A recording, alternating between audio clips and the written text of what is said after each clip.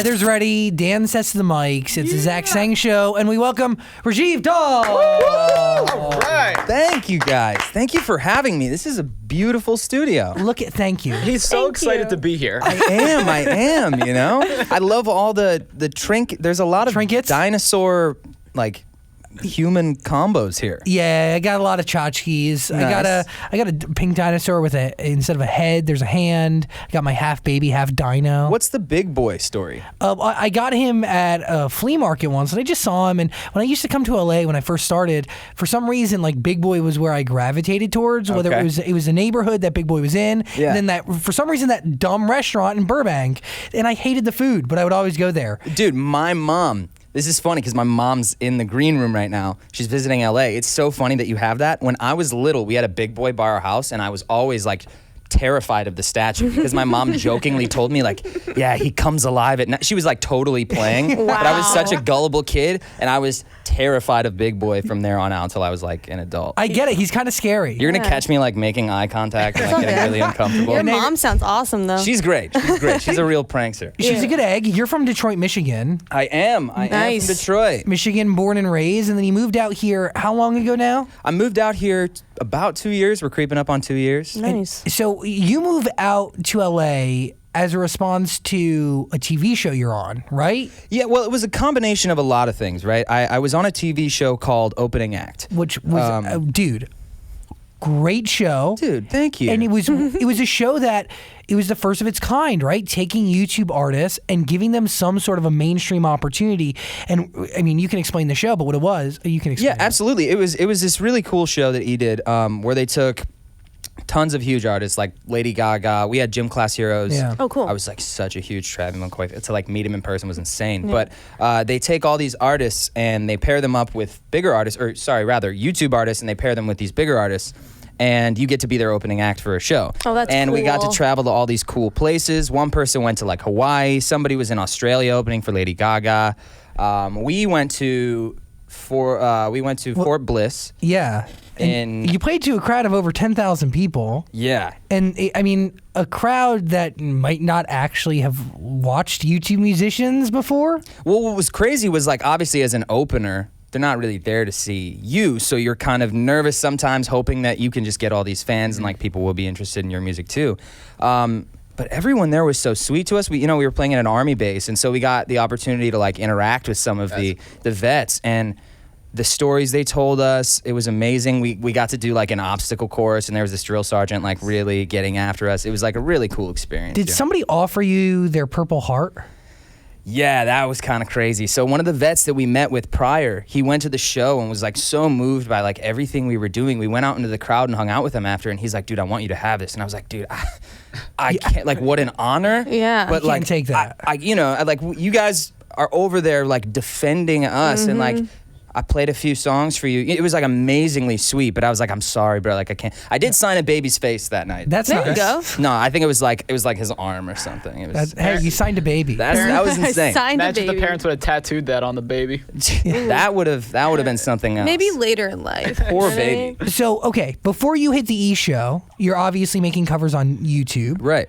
From the E! Show, how long between the E! Show and you moving to LA? How long goes by? It was about I still had to finish college. I come from a mixed background. My mom is from the South and my dad is from India. And so education was a really big thing in our house. And so it was really important to my dad that I graduated college. So even after we started getting buzz online, I was like, okay, I'm going to stick this out. I'm going to finish my commitment. And so I graduated with a marketing degree. And then 2 days after I graduated, I was in LA. Wow. So, was there any part of you that was you know what? Maybe I shouldn't follow through with college. And if I follow through with college, it puts me at a disadvantage because there's other people out there getting a leg up. I get kind of bitter about it still sometimes. I think, honestly, I just hated school so much. I'm just not good at school. Fair enough. And, I think there was a lot of buzz going on, and at that time. And there were moments where I was always if I was just in LA right now, or if I was fully committing to my career right now, But at the same time, I was means a lot to my dad. I really just want to try and do both. I think the year that I was between LA and Detroit. I might have been on a plane, I think like 44 times that year. Wow. Because I would go to LA, work with my manager and like do sessions, and then I would be back at home in the classroom trying not to fail. I actually failed one class. Like it was like real bad, but I had luckily like figured everything out and was good. Do you remember your first cover that you posted? Yeah, actually. It was a cover of I Won't Give Up by Jason Mraz. I Nice. won't give up. So, Yeah, we all know. You don't have to sing. So, Sorry. dude, keep it coming, man. Thank It was you. Really? dude, that's one of my favorite songs. I love that song, and that was actually how we got onto opening act. That was the cover that they just happened to have seen. Was it a duet? No, it was me singing, but I was in a band at the time. Okay. So I had a couple like backup singers singing with me and stuff. So yeah. So your first set of covers you're doing with a band. Yeah. At what point do you get rid of the band and you just go solo? The first thing that happened was our bassist, and like all of us were in the band together for many, many years. And he was the first one to kind of be like, I have some other priorities in my life that, I want to take care of and everything. And as people grow up, it was kind of interesting because, like I grew up with these kids and all we did was play music all the time. And as we got older, inevitably your priorities change. And so, eventually he left and he did that. He's really active in his church. He plays in his church band and stuff Cool. like that. Then my guitar player is actually a police officer now in Detroit. Cool. So they Nice. they went on to have, I don't want to say real jobs, but like Not your, Yeah, not your right. fake job. Yeah. No, I mean really though, they were typical like professions. we started this band in high school, right? Me and my friends. And back then we were just playing shows and grinding that way and doing like the old school like grind. And then as soon as social media became a thing and that first cover took off and it took us to TV, we're like, okay, guys, like we need to work on the internet and like this is a real thing now, And then Vine, that was big for you. That was a very big thing for me. That was all like so crazy how that happened too. Were you doing music on Vine? I was, yeah. It was all exclusively music. I never really did any other like comedy stuff, unless I was just straight up like trolling on myself. Yeah, all 6-second covers. But what I tried to do was so that people could stay engaged and really listen to it. I made them loop perfectly. So I would do my Vines like a YouTube video. So I would go in, I'd record them, I'd make them exactly what I wanted them to be, and it would almost play like a music video. So in that way, you could almost That's listen awesome. to it, and it wasn't like a clip or a stop, and it was Over a and little over easier. again. Right? Yeah. And that's like a whole platform that you need to learn and master and understand. So, Yeah. So you've done the YouTube thing with the covers, Yeah. and then you go to Vine. And I'm sure the covers game, what year did you start posting covers? It's like 2012, earlier? Yeah, I think it was 2012, January 2012. Yeah, and you were able to learn from people at that point in YouTube world. Yeah, right? like the Tyler Wards. You guys just had Sam Sui up here. Yeah. Those guys were like my heroes. They're when we OGs. started doing that. Yeah, they really were. The Kurt Hugo Schneiders. Yes. Max even, who's like completely made it over into the mainstream, yeah. which is so cool. I love how Dan's a fan of Max, but that's a conversation. Max is a outside great of person. this. I love Max. His music's He just sick, man. his music's good. He's so friendly. Yeah, I've never met him actually. All my friends know him. I've never met him. You but- should. He's you great. can go see Max's show with Dan on Thursday. Dude, let's go. It's Go, at I'm in. It's in Yeah. the neighborhood. It's I'm easy. down. Yeah. Dan, you already invited me. There's only one. Get a +2. Plus two. Let's do it. Let's all go together. That's messed up. I'll make sure you all have tickets. There we go. There we go. You were able to like look to people for examples, Right. whether it's in style or even when it comes down to like tagging and stuff like that. It's a serious thing, and like if you want to be seen or you want to get the views, you have to tag it right, like you said. You have to cover the right song. You have to do it in a timely manner. Most of the time, it's like if Taylor Swift drops a new song, like with "Look What You Made Me Do," I did it that night and released it like 3 hours later. Well, that's what you're really good at, right? Thanks, man. You're able to turn around songs like you said that night. Like a song drops on a Friday, he has a cover out like that morning of. So when Right. you're waking up, searching the song on YouTube, your cover pops up. Yeah, I mean, that's the goal, right? And sometimes with Taylor Swift, it was really hard because everybody kind of thinks like that, right? Yeah. Everybody wants to get those hits and get their name out there. So everybody tries to do it fast. But I don't think everybody, not in like a bragging way, has the skill to like, that knows production, knows all of that kind of stuff. So I was like, if I'm the first person to make like a polished video, maybe that could say something and set me apart, So if Justin Bieber was to release a video or a song tonight at 9, I'd have it covered yesterday. so but what If it's Bieber, I'm gonna like read his mind. Dude, that's like, I'm such a Bieber fan. But how do you go about, like, how do you take a song as soon as you hear it and break it down, redo it, learn all the lyrics? Dude, learning the lyrics is a real tough part. So many people comment, like, I don't even know the song's lyrics yet. Like, how did you do a cover? But I think the biggest thing is, like, I'll listen part by part. And I'll figure out, like, what instruments are going on. If there's a huge, like, let's take Look What You Do, or Look What You Made Me Do, for instance. Like, they have the strings in the beginning. There's that crazy cinematic part. I was like, okay, I need to just focus on this. So I spent, like, from 12 o'clock to 1 o'clock working on the intro. And then I was like, all right, we got the intro done. We know the chords now. So now I can kind of copy and paste chords around, figure that out. And then, you know, eventually I got to the chorus. And then I had to kind of put my own spin on it because it was a very, like, talk, singy chorus. And so that's another thing that's kind of hard too, putting your own spin on it without it being, like, corny or weird or uncomfortable for someone to hear, you know? But is that like, so that's like, when I listen to covers and it's acoustic covers, I love it because people do give their own approach to it, you know? It's their own sound, it's their own version, they embody the song and then they put it out there. Right. Do you feel like it's hard to be different than the song but also remain true to the song? That's, like, one of the hardest parts for sure. I think you definitely want to change it enough, and we're all like, everybody says they don't read their comments and stuff like that, but you can't help but see if it's like, this is the kind of cover I hate, all you did was copy the song. But then there's other comments that are like, all you did was change the song around, it's not even Taylor Swift anymore, you know? So it's like, you get all these different comments. I think it's finding that balance between the two of, you know, like, making it your own while at the same time, you know, keeping it close enough to the original to where people can vibe with it and understand it for sure, yeah. That is, I mean, obviously a challenge. It is, and I don't do it well all the time, for sure. There have been a couple covers that I biffed, like, so hard that I can't even post, you know, like, that just they're gone. What cover do you hate? Like, what cover exists right now that you wish could just go away? I did this cover of Work From Home by Fifth Harmony, and I love the audio that I made, but the video is the worst. And, like, so this is the thing, like, I'll do 2-3 covers a week, right? Yeah. Dude, and you need new locations all the time. Dude, yeah, I'm at Zach's house. You know, I use Zach's house sometimes to shoot these videos. I was shooting there, like, 3 days ago. But I need all these different locations, props, all this stuff if it's not going to be the same thing, because so many people, once again, it's like, all you do is just sing into this, you know. So it's like, you want to change it up and make it interesting. So I did it in my garage. And I didn't have any, like, thing to do. It was just against a white backdrop. So I'm, like, smiling and, like, trying to be cool. But it came on. I'm wearing a tank. And, like, all the comments are like, this guy is a douche. I see it. You know, that's the worst. When you're like, I hate myself for this video. Oh, no. You know?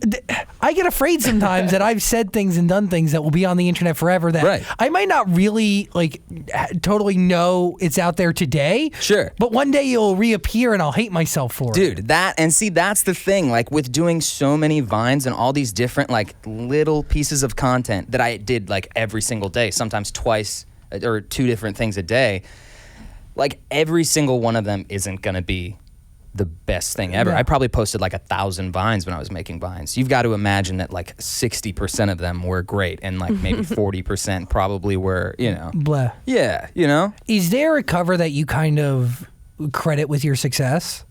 Or is there, like, a moment or a piece that you made that, like... Yeah, I mean, I do mashups every year. I do a year-end mashup, and those always seem to do pretty well for me. But you know. Now it's about taking the YouTube music success and making it mainstream. Exactly. And so IDKWTD. Yes. That is the record out now. Yes. It's an original song. Absolutely. Not your first, though. No, not my first, yeah. But this is the record's great. Dude, thank you. Very catchy. Dude, I really appreciate that. Yeah.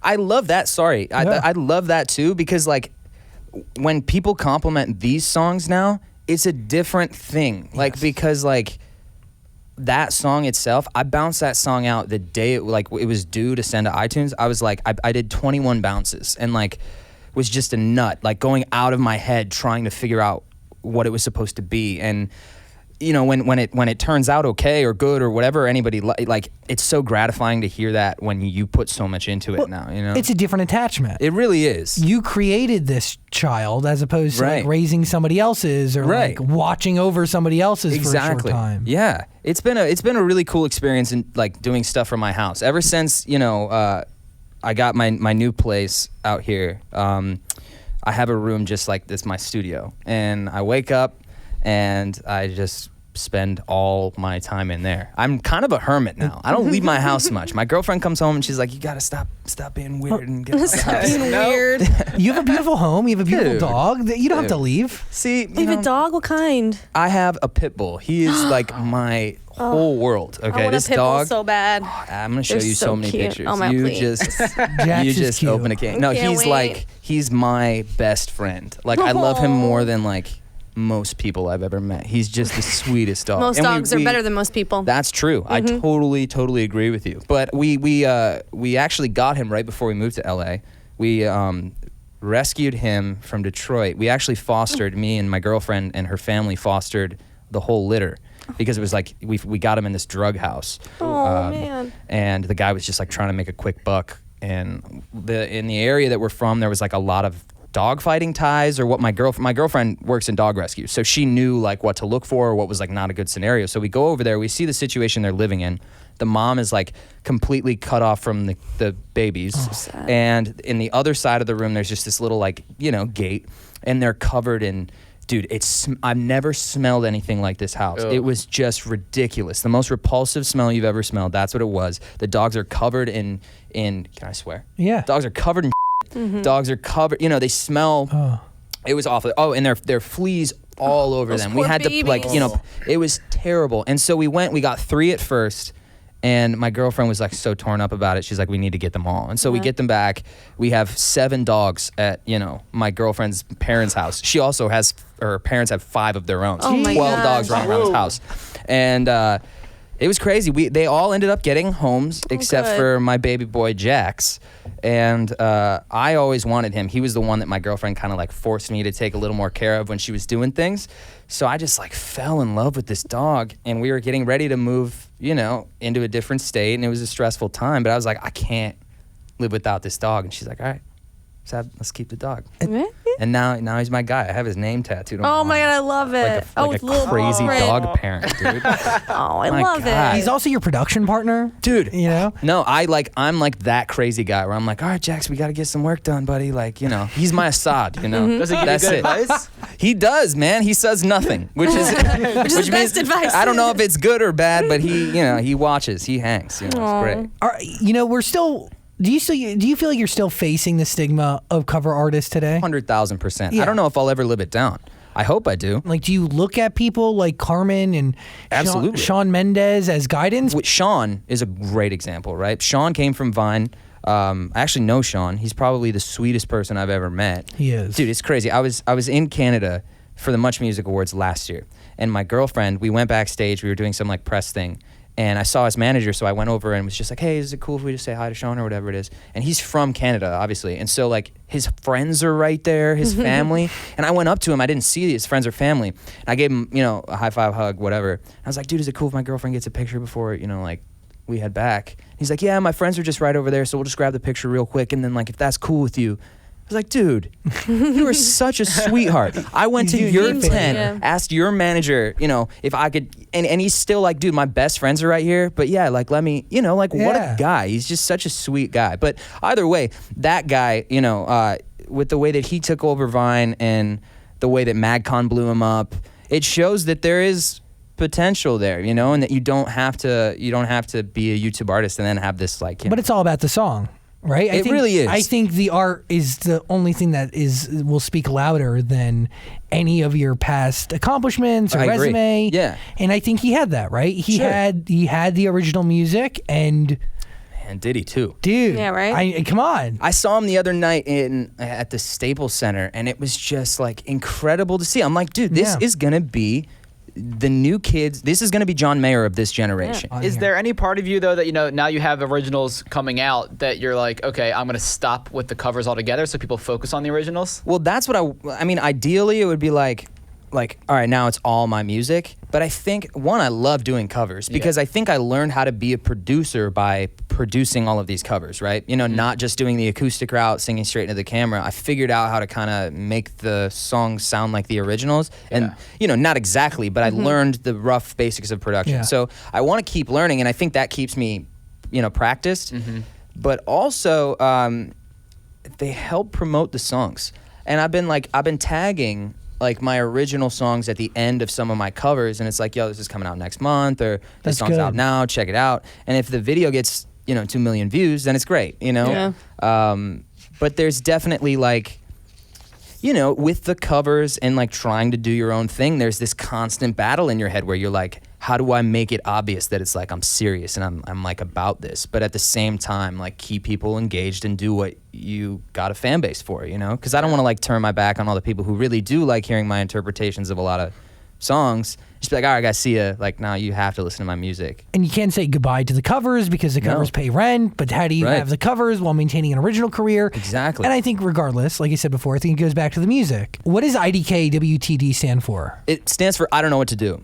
And I wanted to call it I Don't Know What to Do, but I didn't know if that was too long or if it was, and my song prior to that, the first song I had self-produced, like my first go at releasing, new music, was a song called IDC. Okay. Like I don't care. And that one was, sorry? You like acronyms? I love them. I guess I don't. I mean, up until now, no, but now I kind of do. I've been, the next song that I was going to put out, I'm like, do I do it again? Because now I've got 2. BRB, TBT. I need to like start thinking of like trendy, cool names. I mean, the lyric videos connect though with like the way the writing is, right? Yeah. The whole thing is that, I didn't exactly, it's so funny because like one of the directors that I work with, dude, he's 21, by the way, the guy who did both of those lyric videos.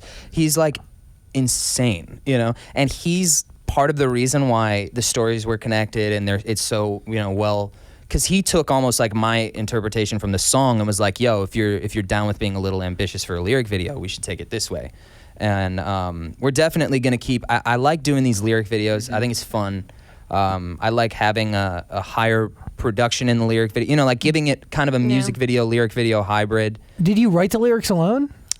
Yeah, nobody's touched. Yeah, that's what I mean, dude. Like with all these 2 songs and like this record. So my goal is to I'm 25 right now. I'm turning 26 in February. And before I turn 26, I want to have like 10 to 12 song album that I only did like mix, master, produce. Are you like running the lyrics by anybody? Are you like? I'll send them to my friends and just be like, yo, am I the worst? And then if they're like, no, dude, you're being dumb. It's like, okay, maybe it's okay. But like there's never been a time where they're like, well, what if you change and like I've done it or something, and that takes confidence, like to be able to like write a song and feel confident in your ability alone, solo. I love these songs, right? And they turned out exactly how I wanted them to, but there's so much anxiety, dude, like associated with like, not having somebody to bounce stuff, and especially coming from just a band, like collaborating with friends, that's how I started playing music.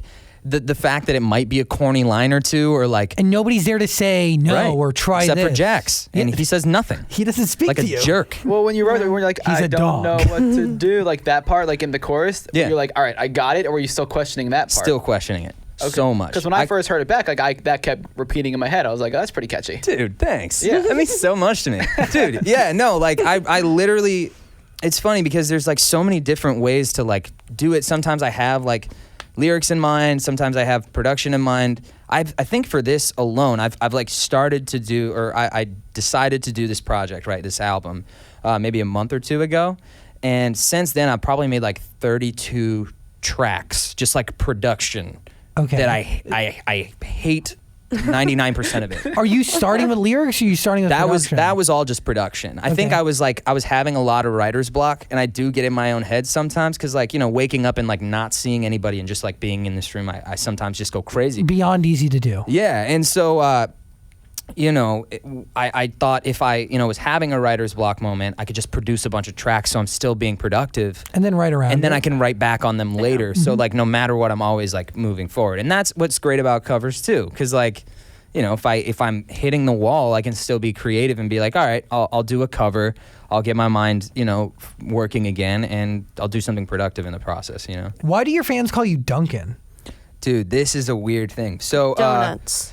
there was this fanfic novel that they put me in, some fans, but they were from, I want to say, it was a Spanish-speaking country. I don't remember exactly where the book came from, but I couldn't read it, and so that was kind of I really wanted to know like what it was, but they modeled some character after me, and a lot of these fan fiction novels, they'll like use your picture to like try and, like get an image, and so this book got like, on this website called Wattpad or something like that, it got like 42 million readers or something like that. And so all of a sudden I started getting these tweets that are just like, Duncan, this, and I'm like, I don't know what that means. Who is Duncan? And then I started tweeting it out, and I tweeted that out. Got like 2,000 retweets, and I'm like, I don't know what this is. And then eventually I was told about the book. It's like this vampire kind of book. It's super cool from what I've heard. When you've made it, Dude, hey, man. The most successful thing you've ever done, you weren't even like really a part of. Look at that. Yeah, right. Yeah, 42 million views. That's probably is, Duncan. Change your name. It's time to rebrand as Duncan. Yes, right. Exactly. Why not? You were on Fuller House? I was, yeah. How? Why? That was insane. Dude, that was a really weird thing. When I came out to LA for the first time, when I was like still finishing college. Like the Netflix show?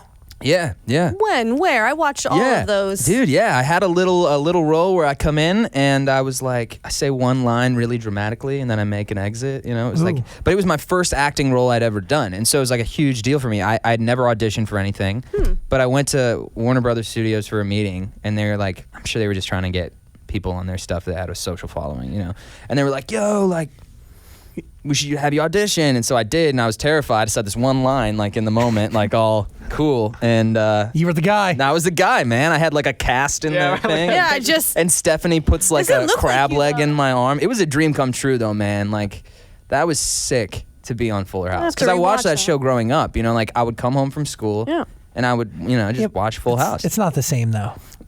Dude, honestly, like it's not, but like the Full House original was such a classic though. I don't know if it's supposed to be, It's not the same because it is the same. That's the problem. Not a problem. I like it, but it's because it's so cheesy. But it was always cheesy. We just are not used to it anymore. Right. That's why. I still love it. I think it's great. And but I mean, that's just me. TV isn't really like, I don't feel like people are conditioned to, see stuff like that anymore. They're still using the canned laughs and all that, right? And some shows. No, they did it in front of a studio audience, by the way. And that was yeah. terrifying. I was freaked out because it was like, first role I'd ever had. And I was actually supposed to be in Vegas with my best friends that night, but I was like, yo, I got this role on Full House. I can't go. And so I was there all day. And when we did my part, we did it a few times, and I was worried that I was like just screwing it up, so the director was making us do it. But they did every scene like a few times. Yeah. But they would have the crowd laugh. Dude, it was so cool. It was insane. That's awesome. They thicken that laugh. Good old laugh. Oh yeah. Well, you got to know when it's funny. How else are you gonna know? Right. Well, I will say though, do you guys like watch Rick and Morty? Oh yeah, I love the show. I love Rick and Morty. It's so good. I bought season 3 on iTunes, right? Mm-hmm. I don't like that they don't bleep out the swear words. Not because I'm scared of swear words. It's so much funnier when they beep them out. Yeah. It's like you get the rise. Think about like back in like the Jackass days, right? Or Viva La Bam. And they'd be like, what the beep? It's like it gives you more, I don't know. It's like more something. I get it. Your mind is more aware. You're kind of filling the blanks on your own. Yeah, it's like funnier. I don't know. It's more dramatic it's like, that way. You know when it's bleeped. They're not supposed to say it. Right. You know what I mean? Yeah. It's funnier It's that that way. whole conversation of like, Howard Stern, right? When he used to do his radio show, it was him alluding to things that was funny. I mean, he's still incredibly funny now, but people will argue that the second you can say everything and do whatever, right? Yeah, that it loses its value, right? Yeah. Or it's seen and heard differently. Sure, absolutly. Okay, the song is IDKWTD. You better check it out. I don't know what to do. Nice. Look at you.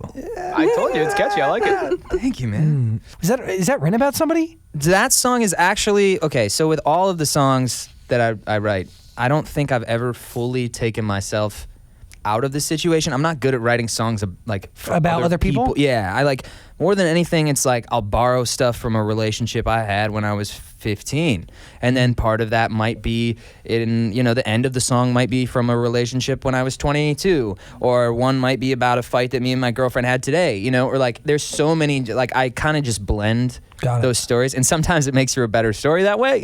But it's all stuff that I've truly felt. Rajiv Dhall. I don't care what you do as a single. Thank you. Dude. I don't know what to do. Thank you guys so much. I appreciate you guys having me. I love you. Thanks.